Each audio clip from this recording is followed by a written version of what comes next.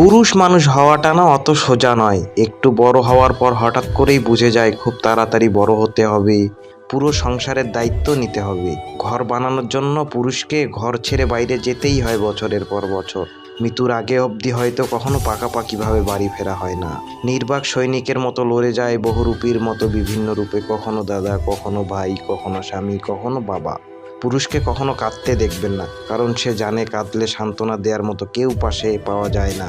বিভিন্ন কারণে যদি স্ত্রীর সাথে ঝগড়াও হয়ে যায়, সে হয়তো চুপ করে থাকে, একবেলা না খেয়েও থাকে, তবু তার কোনো বাপের বাড়ি হয় না যেখানে গিয়ে সে তার অভিমানটা প্রকাশ করতে পারবে।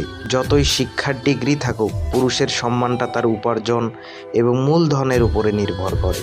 পুরুষরা সমাজ, পরিবার ও সম্পর্কের ভিত গড়ে তোলে, অথচ তাদের আবেগ, সংগ্রাম ও স্বাস্থ্যের কথা অনেক সময় উপেক্ষা করা হয়। আজকের দিনে তাদের ত্যাগ, দায়িত্ব, ভালোবাসাকে সম্মান জানানো উচিত।